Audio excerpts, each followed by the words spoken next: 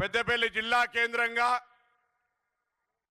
తెలంగాణ రాష్ట్రంలో ఉన్నటువంటి సంవత్సర కాలంగా రేవంత్ రెడ్డి గారి నాయకత్వంలో ఉన్న ఈ ప్రభుత్వం యువ వికాసం కింద తీసుకున్న అనేక కార్యక్రమాల్లో భాగంగా గ్రూప్ 4 కు సంబంధించినటువంటి 8,000 మంది చిల్లర ఉద్యోగస్తులకు నియామక పత్రాలు ఇవ్వడంతో పాటుగా గత సంవత్సర కాలంగా రాష్ట్ర వ్యాప్తంగా తీసుకున్నటువంటి 55,000 ఉద్యోగాల నియామకాలకు సంబంధించి లేదా తెలంగాణ ప్రభుత్వం తరఫున గత సంవత్సర కాలంగా ఉపాధి అవకాశాలను మెరుగుపరిచే కార్యక్రమాలను చెప్పడానికి తెలంగాణ ప్రజా పాలన వారోత్సవాల్లో భాగంగా పెద్దపల్లికి వచ్చేసినటువంటి గౌరవ ముఖ్యమంత్రి గారికి ఒక్కసారి గట్టిగా అందరూ చప్పట్లు కొట్టి స్వాగతం చేయాల్సిన సందర్భంగా కోరుతా ఉన్నాను.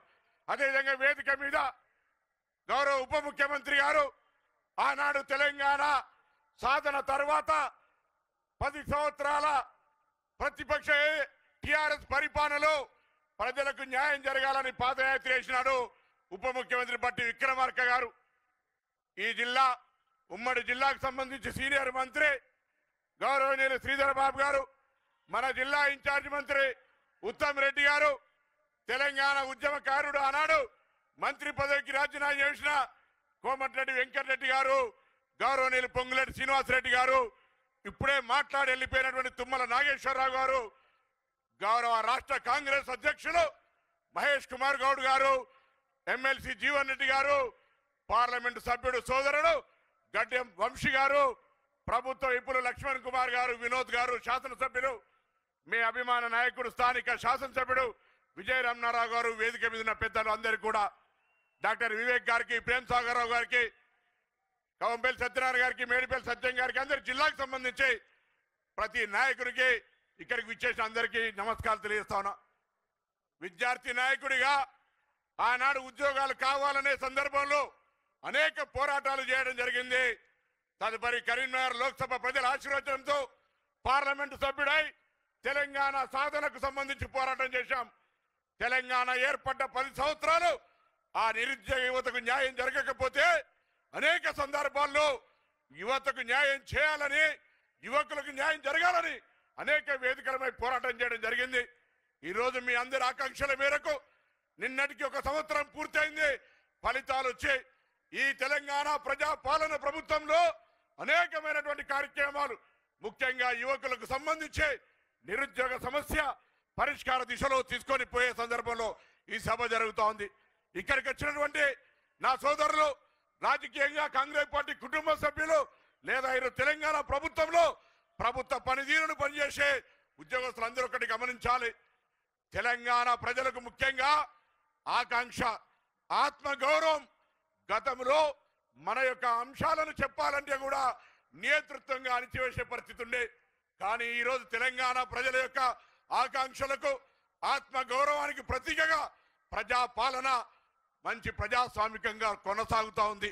ఈ పరిస్థితుల్లో గౌరవ ముఖ్యమంత్రి గారికి ఇంతకు ముందు మా గౌరవ శాసనసభ్యుడు విప్పు గారు చెప్పినట్టుగా ధర్మపురి లక్ష్మీ నరసింహస్వామి టెంపుల్ మన వేములవాడకు వచ్చినారు.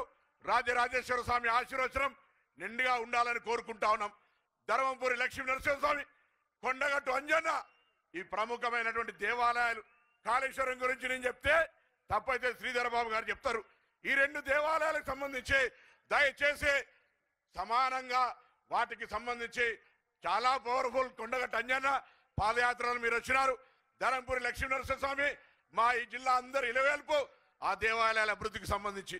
దాంతో పాటుగా సోదరుడు వంశీ గారు చెప్పినట్టుగా ఇక్కడ విమానం దిగితే బల్లార్ష దాకా అనేకమైనటువంటి ఫ్యాక్టరీలు, ఎక్కడ విమానం ఖాళీగా పోయే అవకాశం లేకుండా పూర్తి స్థాయిలో నిండే విధంగా గతంలో కేసరం సంబంధించిన ఒక ఎయిర్ ట్రిప్ ఉంది.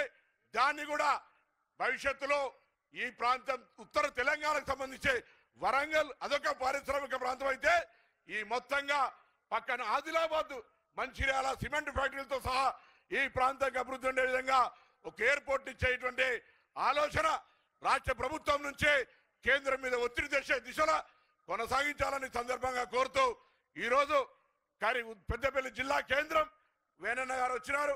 సమయం ఎక్కువ తీసుకొని వాస్తవంగా, కానీ ఉమ్మడి జిల్లాకు సంబంధించిన మీటింగ్ కాబట్టి 1 నిమిషం ఎక్కువ తీసుకున్నా. దయచేసి అంజనా భావించకుండా మరొక్కసారి విజయరామనారావు గారు 1500 కోట్లు దొబ్బిపోయిన అందరు ఈశపడుతున్నారు. పోయినాక దృష్టి తీసుకో, లేకపోతే ప్రాబ్లం అవుతుంది. ఆ విధంగా ఈరోజు ఈ జిల్లాకు సంబంధించి 13 నియోజకవర్గాల 8 మందిని గెలిచినాం. 2 మంత్రులు 2 విప్పులు.